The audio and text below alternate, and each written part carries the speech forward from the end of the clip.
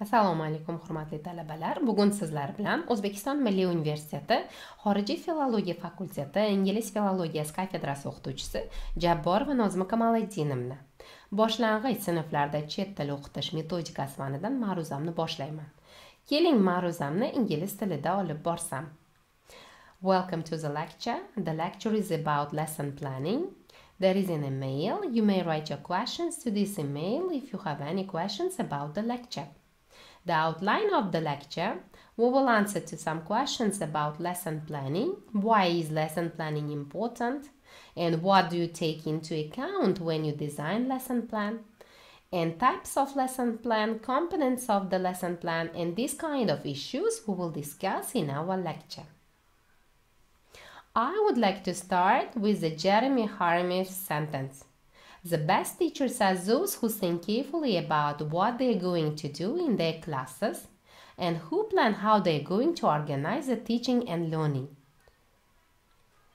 What do you think? Why is lesson planning important? It's important because it looks like a map in your route. If you have a map in your lesson, you will find easily the way, and you may start easily and finish. And you haven't any just stops and pauses in your lesson. It's like a reminder for the teacher when they get distracted, being ready to cope with whatever happens, being clear on what you want to teach. And what do you think? How is lesson planning important for the teacher and learner? For the teacher, it's important because they feel confident when they have in their hands lesson plan. They don't lose face in front of their learners. They don't have to think on their feet. And they will easily start and finish their lesson and conduct their lesson. For the learner, they realize that the teacher cares for their learning. They attend the structured lesson easier to assimilate. Okay. Now, there is some terminology about types of lesson plan and curriculum, syllabus, and unit plan and class lesson plan. What is curriculum? It's a description of the plan of studies of the school, university. Syllabus, it's a description of the course content of the specific course. And unit plan and class plan. Today we will discuss about lesson plan. Types of class lesson plans. There are 3 types of lesson plans. One of them, detailed lesson plan. The second of them, semi-detailed lesson plan. The third one, understanding by design.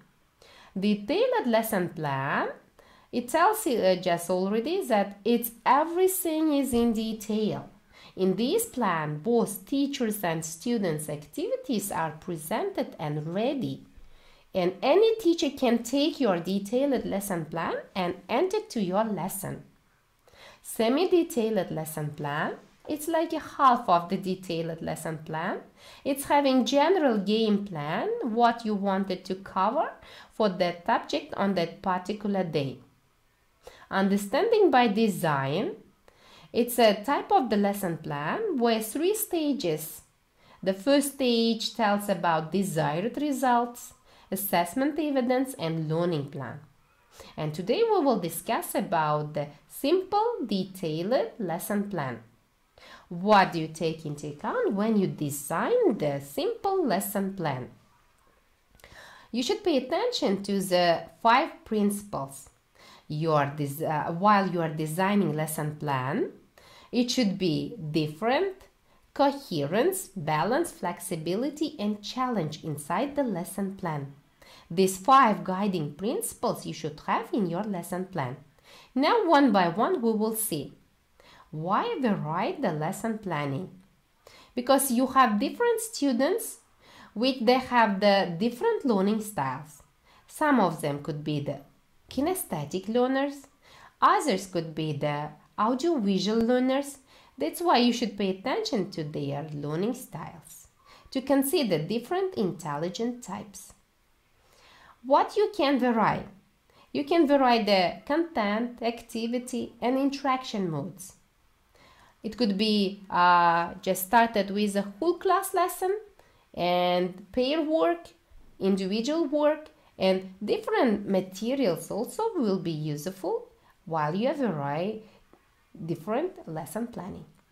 For varying these different components, there are some ways you have seen on the slide. The first one is a tempo and pace. Activity could be the fast moving or slow and reflective. It depends on your students' just reaction. Organization also could be different, pair work, group work, and mood and skill. It can be just integrated or just listening or reading skill. Then difficulty also. Sometimes some tasks could be challenging for some students or easy for someone. And mood.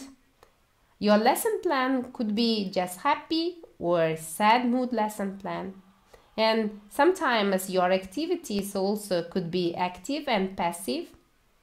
And just these kind of things could vary your lesson planning. Coherence. What does it mean, coherence in lesson planning? Every task should be smoothly transit from the one pillar to the next one. Activity should be joined or related from the first one to the next one. Next one is challenge. Learners are intelligent human beings and come to class with the knowledge previously acquired. A new lesson should give something just interesting and knowledge it should have. The lesson that doesn't challenge is a lesson doesn't motivate. And some students say, it's easy lesson and they will play their telephones. That's why try to add something just challenging inside the lesson planning. The next one is flexibility. Primary education children usually have some difficulties while they are preparing reading, writing tasks. Try to use the flexibility. If they are doing some tasks slowly, try to wait. If they are doing just quickly, just move from one task to the next one. Use different techniques, strategies, and methods during the lessons. Everything should be balanced in your lesson. Successful teacher is the one who is able to observe the right dosage and makes the learners enjoy the lesson. Okay, now let's answer to the next question. What do you take into account when you design lesson plan? You should pay attention in your lesson plan, tasks and activities to select and students grouping patterns, interaction modes, time, materials, didactic auxiliaries to be used, an objective set out to be achieved, prior knowledge of the learners, their age, their ability. Everything should be taken into account when you are designing lesson plan. Now let's move to the next part. We will discuss about components of the lesson plan, about 4 components of the lesson plan. The first one is about information about the learners. You should know everything about your learners. It starts from the characteristics of your learners. Who are they? How old are they? What kind of learning style they have? About their age, about their interests, about their hobby. Before preparing good lesson plan, you should pay attention to these kind of things also. The second one, objectives. Objectives should be smart, achievable, and it should be inside the curriculum, official program. Sometimes teachers should take from the textbook, but put the objective which can you achieve at the end of the lesson. Procedure.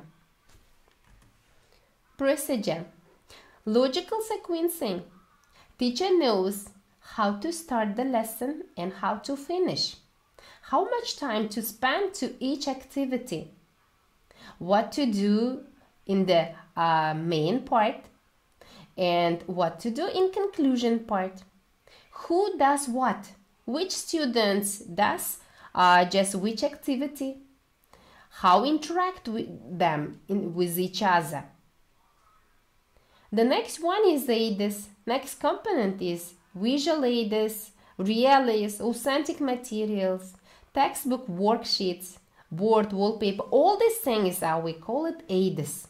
Aids could be even just a cup of tea or just everything which you have, which is related to the lesson, or wallpaper, maps, boards, or realias, textbooks, worksheets.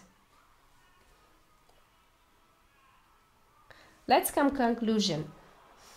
As a conclusion, I could say that in a good lesson activity, you will start from the simple one and you will move to the complex one.